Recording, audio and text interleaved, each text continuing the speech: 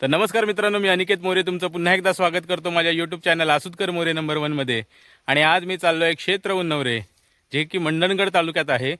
आणि मी ताम्हाणे गावात आलो आहे माझ्या सासरवाडीमध्ये. आणि तिथून आता मी जात आहे क्षेत्र उन्नवऱ्याला. आणि हे पण अगदी म्हणजे जसं मी माझ्या मागील व्हिडिओमध्ये होतं त्याच पद्धतीचंच एक उगमस्थान आहे गरम पाण्याचं. तर ते आता आपण पाहायला जातो आहे. आणि जो रस्ता आहे तो हा जुना रस्ता आहे, तिथे कोणी जात नाही सहसा, कारण तिथे एवढं काही पर्यटन स्थळ नाही आहे. त्यामुळे लोक जे गावकरी आहेत गावचे जे आहेत तेच तिथे येत असतात. सो आता मी ह्या रस्त्याने जात आहे. माझ्यासोबत तात्या आहेत आणि तात्या आता पुढे निघून गेलेत. थोडं मी त्यांच्या मागून चाललो आहे. तर आपण पाहूया क्षेत्र उन्नवरे. पावसाळ्यात आलो होतो तेव्हा इकडे खूप गवत होतं. आता जरा हिवाळा आहे तर हे गवत वगैरे सगळं आता कमी झालेलं आहे, मरून गेलं आहे, सुकून गेलं आहे. आणि रस्ता आता सोयीस्कर जाण्यासारखा झालेला आहे. ऑलमोस्ट आपण जाऊ शकतो. त्याच्यासोबत चालले आहेत, फास्ट आहेत एकदम, स्पीड त्यांचं जास्त आहे. ही अशी ही जुनी पायवाट आहे आणि त्या पायवाटीने आम्ही आता पुढे जात आहोत. तर मित्रांनो, इथनं एक सरळ रस्ता जातो, तो पण क्षेत्र उन्नवऱ्यालाच जातो. आणि हा आम्ही शॉर्टकटने इथनं जात आहोत. आता खाली दगड आहेत, खाली पायाखाली करवंदीच्या जाळी आजूबाजूला आहेत. करवंदीच्या जाळी त्यांच्या मुलकुंड्या खाली, आणि करवंद वर आली आणि माझी बघायला काय झाली, काय ग बाय माझे. इकडनं शॉर्टकट आहे, खाली उतरलो की डायरेक्ट सड्यावर. तर ही सड्यावर गुरं चरताना पण आपल्याला दिसत आहे तिथे. अजून पण इकडे ताम्हाणे गावात असंख्य अशी गुरं आहेत.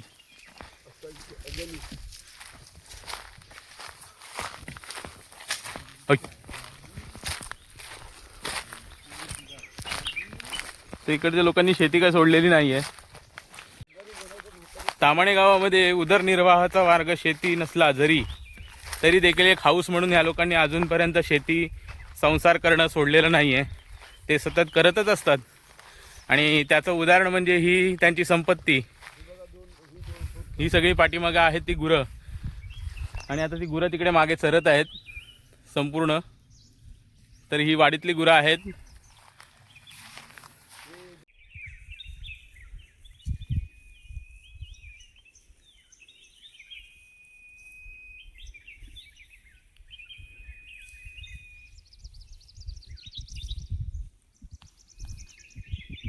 तर मित्रांनो, आता आम्ही चांगल्या रस्त्याकडनं आता आलो जंगलाच्या रस्त्याकडे. आता खाली असं उतार आहे पूर्ण. आणि असं आम्ही आता खाली इकडून असं खाली जाणार आहोत. आणि बघूया पुढे कसा रस्ता आहे. एकदम खडतर रस्ता आहे. तात्यांनी शॉर्टकट रस्त्याच्या नादामध्ये जंगलात घेऊन आलेत. तर आता आपण जाऊया पुढे. तर अतिशय उतार आहे हा, आपण बघतोय एकदम खाली असा खोलगट भाग आहे. आणि असंच आता उतरत जायचं आहे खाली. चाललोय मी. तसा आहे, सोपा आहे. ते सगळी काटे वगैरे काढून ठेवलेले आहेत, बाजूला केलेत इकडची सगळी झाडं वगैरे. बाकी रस्ता एकदम डेंजर आहे. आता खाली गेलो की जास्त जरा उतार होतोय, घसरायला होतंय. आता गुटगुडी झाली अशी गेलो असतो खाली. हो, तुम्हाला रस्ता दाखवतो. असा जंगलातला रस्ता आहे, आजूबाजूला गर्दराई आहे, काटेरी. आणि इथून असं खाली उतरत चाललंय आता. तात्या म्हणतात पहिले धावत यायचे इथून. काय माहिती कोणत्या कंपनीची चप्पल घालायची काय माहिती नाही. धावत यायचे म्हटल्यावरती आता नॉर्मल कोणत्या चपलीने घालून नाही धावू शकत.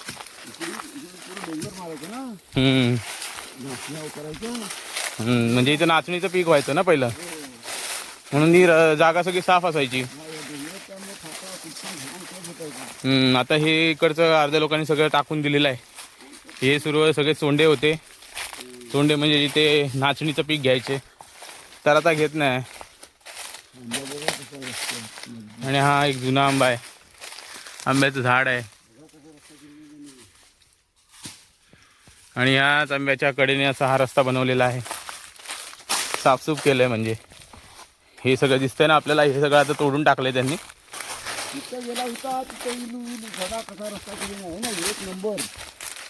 पूर्ण रस्ता बनवलाय जबरदस्त.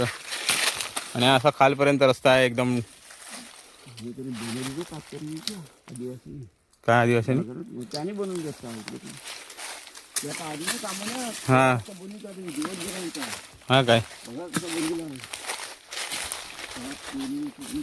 जायला घरी जायला हो त्या साईडने आलेत ना ते लोक राहायला इकडे. हो थोडंसं हे होतं आहे उतरायला थोडंसं डिफिकल्ट आहे. नको नाही नाही तुम्हाला आता ते मला नाही मी उतरतोय बरोबर आहे बघा इन्स्टंट. काय अजून गुडघे चांगला आहेत ना जरा त्यामुळे उतरता येत आहे. काठीची अजून गरज नाही आणि लागू पण नाही.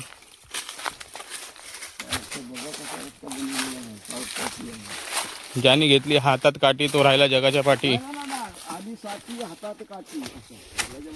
नाही नाही ज्याने घेतला हातात काठी तो राहिला जगाच्या पाठी. इकडे आता हे झाडून पण ठेवलेलं आहे रस्ता खाली उतरण्यासाठी. आता नॉर्मल रस्ता नाही आहे आता एकदम उतार आहे. पावसाळ्यात इथनं येऊ शकत नाही कारण पावसाळ्यामध्ये चिखल होत असेल थोडं उतरायला अवघड होत असेल.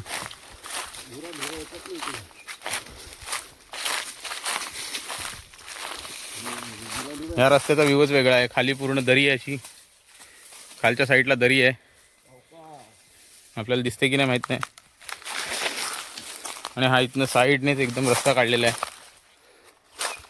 थोडे नजर भूल झाली तर भूल झालो आपण. नजर हटी दुर्घटना घटी म्हणून घेतली अण्णांनी आपल्या तात्यांनी काठी.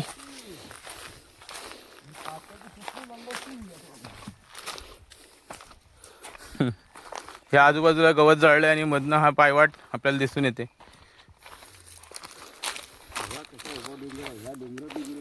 ह्या उभ्या डोंगरातनं हा असा उभा डोंगर आहे संपूर्ण. आम्ही असं वरून खाली आलो आहे आणि आता वरून असे खाली जाणार आहोत. हो तात्या सावकाश. तात्या परत लागलं का? हो तिथंच लागलं का? पाय सरला तात्यांचा.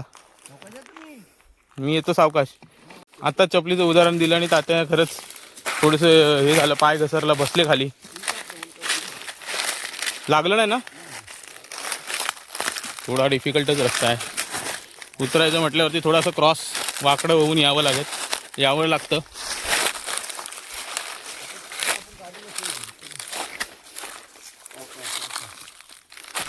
माझा पडला होता तू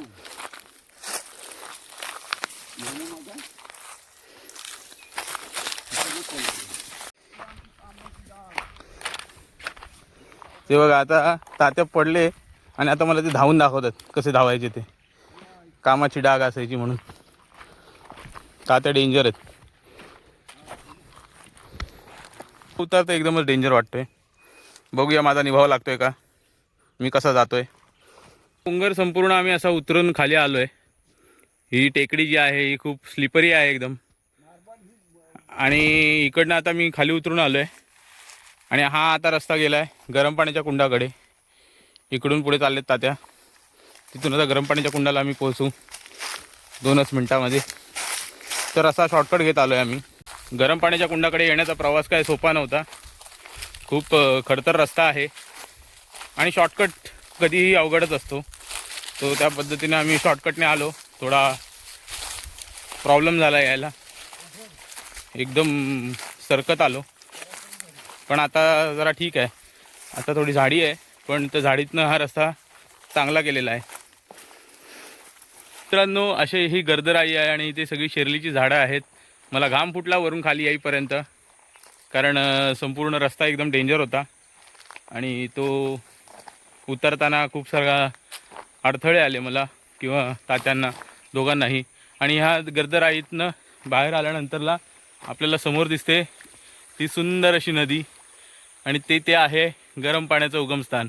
तर आता मी तिकडे जातो आहे.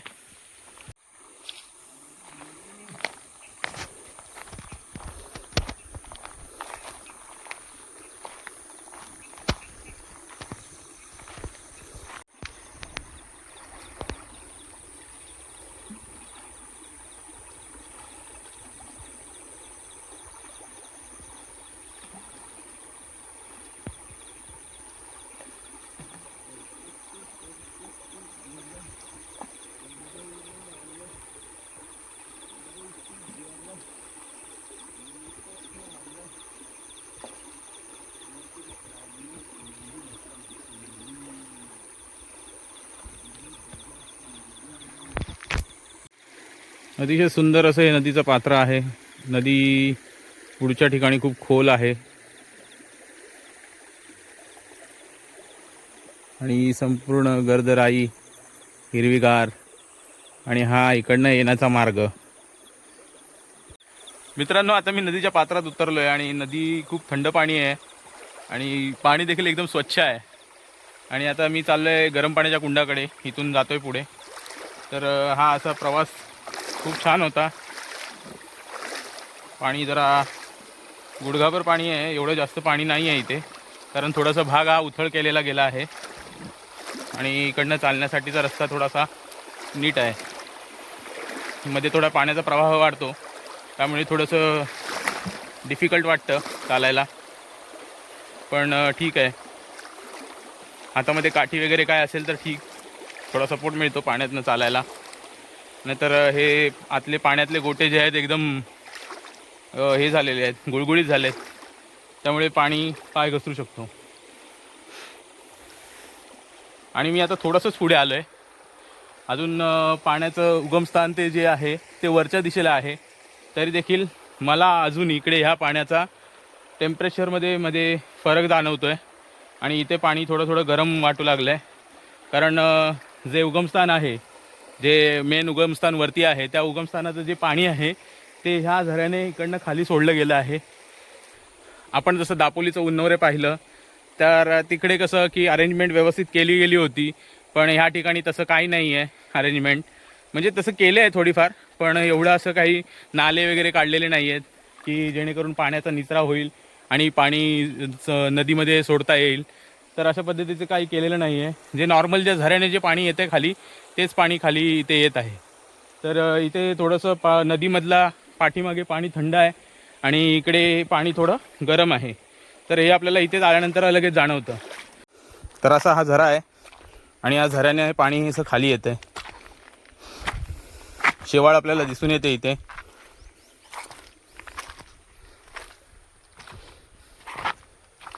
आणि ते उगमस्थान तिकडे थोडंसं धार्मिक भावना असलेल्या व्यक्ती लोक जे आहेत त्यांनी तिथे एक मंदिर देखील छोटंसं बांधलेलं आहे, ते देखील आपण पुढे पाहूया. आणि आता ह्याच्यामध्ये आपल्याला सल्फरयुक्त पाणी असल्यामुळे ह्याच्यामध्ये ह्या दगडांवरती असलेलं व्हाईट व्हाईट कलरचं एक वेगळ्या प्रकारची लेअर पण आपल्याला दिसून येते इथे. आणि शेवाळी तर आहेच, पण त्याचबरोबर इकडचे दगडांवरती एक सफेद कलरचं वेगळ्या प्रकारची एक पावडर अशी लागलेली आहे, तर ती देखील आपल्याला दिसून येते. ते इथून आता वरती चाललो आहे मी, कुंडाचं जिथं उगमस्थान आहे जे मेन, तिथे जातो आहे.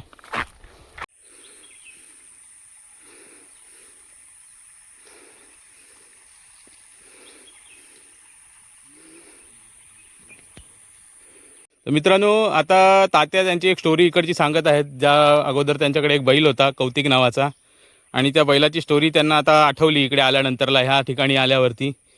सो आता ते एक स्टोरी सांगत आहेत आपल्याला.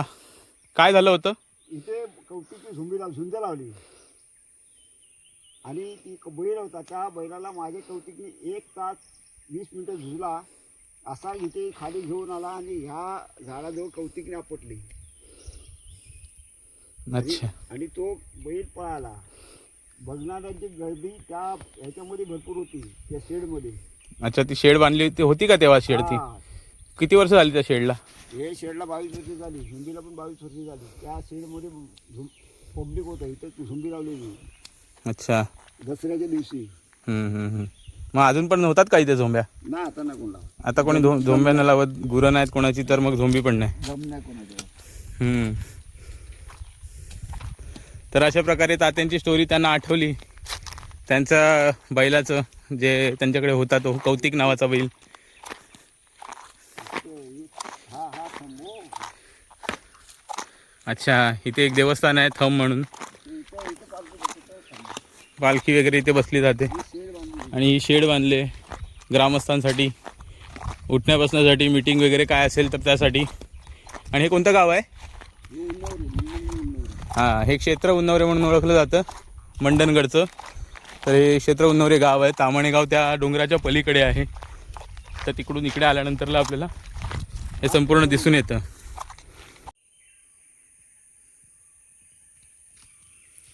तर मित्रांनो, हे एक देवीचं मंदिर आहे इथे, चंडिका देवीचं मंदिर. ते आपल्याला इथे दिसून येतं.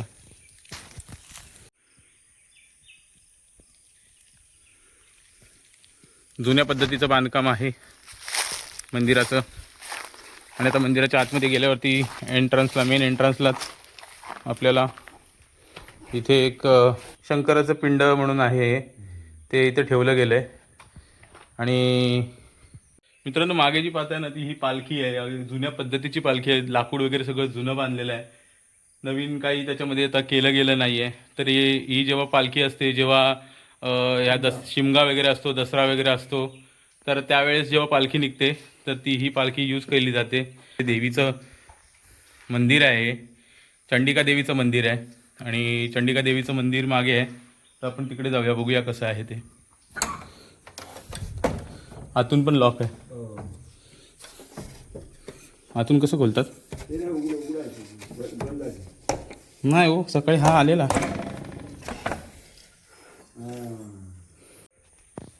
चंडिका देवी प्रसन्न.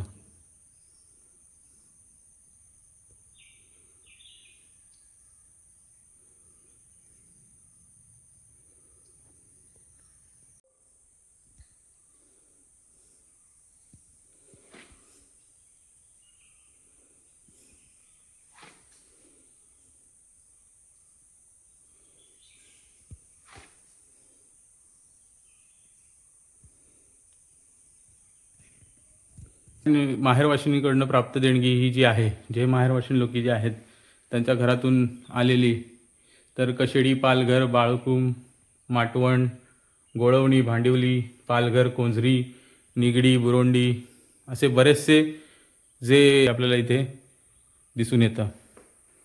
आणि हे 2011 साली याचा जीर्णोद्धार करण्यात आला. बाकी असं हे मंदिराचं बांधकाम केलेलं आहे. आणि हे सगळं 2011 साली जीर्णोद्धार करण्यात आलेला आहे. बाकी जुनं जे मंदिर होतं ते थोडं शेणामातीचं होतं. मित्रांनो, तात्यांचं म्हणणं आहे गाव खूप लांब आहे इकडून. उन्नवरे जे गाव आहे ते खूप इकडून असं वरती आहे, म्हणजे ताम्हाणे त्यांना जवळ पडतं. ताम्हाणे आणि ह्या गावाच्या अंतरामध्ये सर्वात जवळचं म्हणजे ताम्हाणे आहे ह्या ठिकाणाला. तर ताम्हाण्याचे लोक येत असतात आणि पालखी वगैरेच्या दिवशी बाकीचे इतर जे आहेत समाजाचे लोक तर ते येत असतात. म्हणजे जेव्हा होळीचे शिमग्यामध्ये आता हे येतील तेव्हा इथे होम लावला जाईल आणि इथेच ही होळी साजरी केली जाते. हा संपूर्ण परिसर त्यासाठीचाच आहे. आणि ह्या एरियाला होळीचा माळ म्हणून बोलतात. तर त्यांनी असं लिहिलेलं पण आहे इथे, है ना, होळीचा माळ असं लिहिलेलं आहे त्याच्यावरती. आता दिसत नाही, ते पुसट झालेलं आहे, थोडं खराब झालं आहे. तो होळी, तर हा संपूर्ण परिसर आहे तो क्षेत्र उन्नवऱ्यामधला परिसर आहे. आणि इकडचे गावकरी वगैरे जे साजरी करतात शिमग्याची होळी, तो हा परिसर आहे. चंडिका देवीचं मंदिर आहे, त्यानंतरला जिथे पालखी बसवली जाते असं ते एक स्थान आहे. तर आता आपण इकडून निघूया पुढे. मित्रांनो, इथे अनेक ठिकाणी असे थमाचे स्थान, अशी त्यानंतरला वेगवेगळे असे बोर्ड लावलेले आहेत. पण एक्झॅक्टली आता ह्यांचं काय आहे, काय महत्त्व आहे, कोणती जागा आहे, तर ह्याची कल्पना काय आम्हाला माहिती आहे नाही आहे. सो आम्ही काय त्याच्याबद्दल सांगू शकत नाही. तुम्हाला काय माहिती असेल तर तुम्ही तुमच्या कमेंटद्वारे कळवा. आणि ह्या जागेची अजून काही माहिती असेल तर नक्कीच सांगा.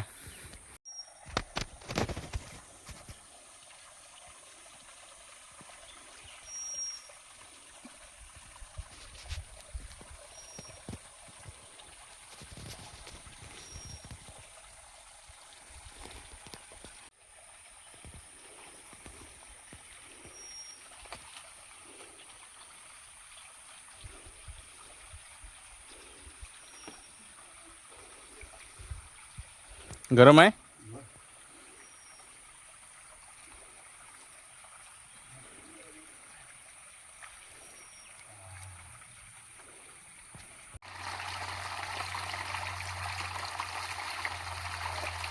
पाण्याला येणाऱ्या वाफा आपण पाहतोय.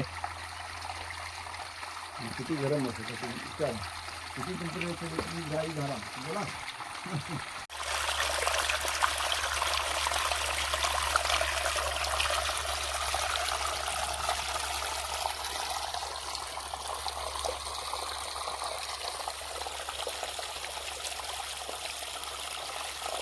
मित्रांनो, आता हे जे खाली पाहतोय ना, हे आहे गरम पाण्याचं मेन कुंड, जिथे गरम पाण्याचा उगमस्थान झाला आहे. सल्फरयुक्त पाणी आहे. आपल्याला इथे जसं आपण दापोलीच्या उन्नवऱ्यामध्ये गेलो होतो त्याच पद्धतीचं अगदी सारखंच असं मिळतं जुळतं आहे.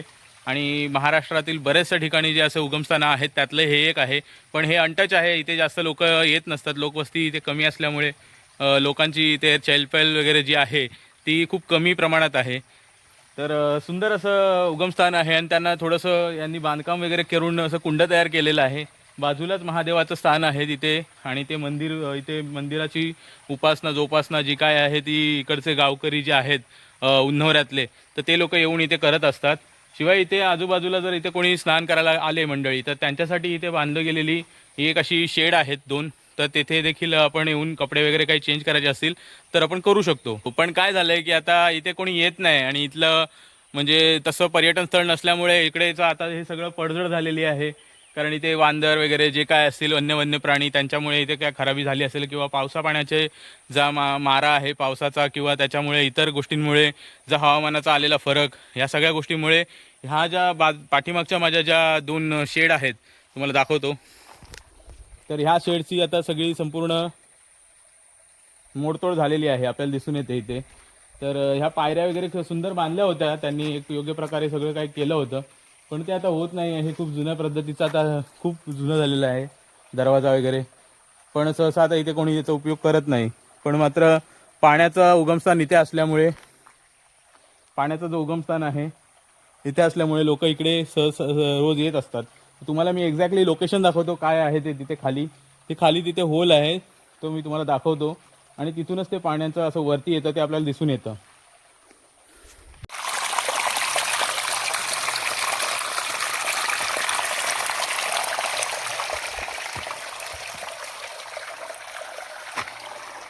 तर मित्रांनो, आता आपण पाहतोय ना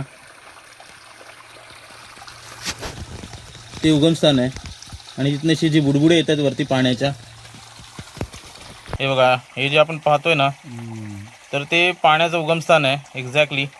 आणि त्या पाण्याच्या उगमस्थानातून आपल्याला दिसतंय की तो फ्लो आहे पाण्याचा, त्यामुळे तिकडची आलेली शेवाळ हलते आहे ती आपल्याला दिसून येते. आणि पृथ्वीच्या गर्भात जी ऊर्जा असते त्याच्याने हे झरे गरम होऊन सल्फरचं प्रमाण पण त्याच्यामध्ये असतं, तर ते आपल्याला इथे दिसून येतं आहे. आणि खूप पाणी गरम आहे हे, त्याच्या वाफा देखील आपल्याला जाणवत आहे तिथे. तर हे महादेवाचे देवस्थान आहे आणि महादेवाचे स्थान इथे शेड करून बांधलेलं आहे. इथे येऊन लोक त्याची पूजा अर्चा करत असतात. मित्रांनो, पाण्याचं टेम्परेचर 50 ते 60 डिग्री असावं, कारण मी जे उन्नवऱ्याला गेलो होतो तिकडचं जे पाणी होतं ते 70 ते 80 डिग्री गरम असावं, कारण ते जास्त गरम होतं आणि ह्याचं प्रमाण थोडंफार कमी आहे. मे बी जागेचा फरक आणि इतर काही क्लायमॅटिक कंडिशनमध्ये फरक असेल तर सांगता येत नाही. पण पाणी हे देखील खूप गरम आहे आणि ह्याचं हात घातल्यानंतरला आपल्याला किंवा आंघोळ घेतल्यावरती आपल्याला जाणवेलच ते नक्की. तर तुम्हाला इथे भेट द्यायची असेल तर तुम्ही नक्कीच इथे या आणि भेट द्या. पण हे खूप अनटच असं आहे, त्यामुळे येणं सहसा शक्य होणार नाही. तर तुम्हाला जर यायचं असेल तर तुम्ही उन्नवऱ्या साईडनेच या, कारण ताम्हाणे साईडने यायला प्रॉपर रस्ता नाही आहे. तर मित्रांनो, काय किमया आहे बघा ना, माझ्या मागे आहे तो गोड पाण्याचा झरा, जे नॉर्मली जे पाणी आहे थंड जे आपलं येतं जो झरा असतो तेच आहे. आणि त्याच्याच अगदी शेजारी असलेलं हे उगमस्थान जे आहे तिथून गरम पाणी येतं आहे.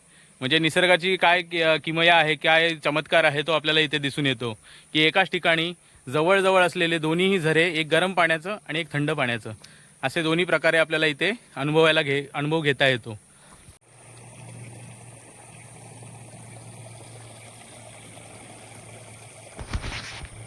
आणि मित्रांनो, माझ्या मागे पाहतोय ना तर ती ही भारजा नदी आहे आणि ह्या भारजा नदीच्या शेजारीच असलेलं हे गरम पाण्याचं कुंड आहे.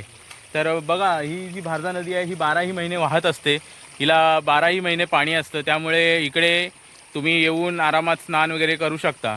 वर्षाच्या 12 महिने येथे येण्याचा वेळ असं काही फिक्स नसतो, वर्षाच्या 12ही महिने येऊ शकतो. पण पावसाचा वेळ जरा अवॉइड करा, कारण इथे पाणी वगैरे भरपूर येतं, मोठ्या प्रमाणात पाणी असतं आणि नदीला पूर असल्यामुळे इथे पाणी वरपर्यंत अगदी ते जे उगमस्थान आहे ते देखील पाण्याखाली जातं. तर त्या गोष्टीचा मात्र तुम्ही विचार करा आणि विचारपूर्वक तुम्ही या, या, या इथे भेट देण्यासाठी.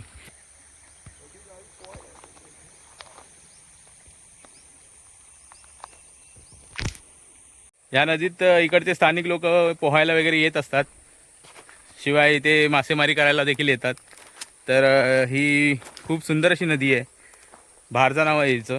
आणि ह्या नदीच्या पात्राच्या शेजारीच असलेलं हे क्षेत्र उन्नवरे म्हणून प्रसिद्ध असलेलं गरम पाण्याचा कुंड आहे. इथे उड्या लागून पोहायचो, आता उडी टाकायची आम्ही. अच्छा. त्यावरती तो करा, मग तिकडे पोहत पोहत पोहत इथपर्यंत खाली यायचं. मग इथे रिडे असे रिडे घेऊन येतो, मग परत कामाने जायचं. अच्छा. आता कोण नाही तिकडे, आता माणसं पोरत नाही तिकडे. संपला आता कोण येत पण नाही तिकडे फिरून जायचं. पाण्यातनं उतरताना सावकाश तात्या. आणि हा सूर्यास्ताचा वेळ किती सुंदर दिसतोय तो बघा.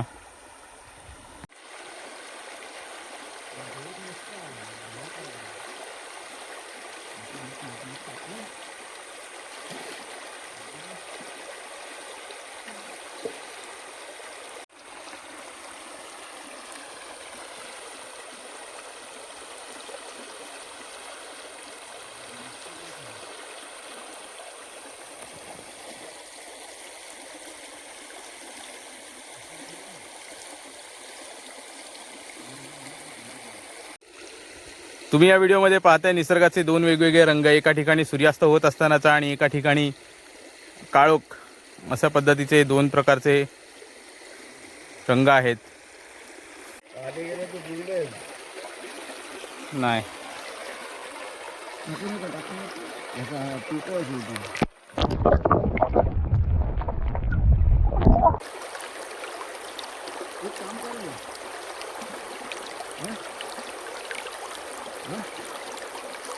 तर मित्रांनो, अशा प्रकारे आम्ही आता घरी चाललोय आणि आता संध्याकाळ होत येते. सो तुम्हाला व्हिडिओ जर कसा वाटला हे तुमच्या कमेंटद्वारे नक्कीच कळवा.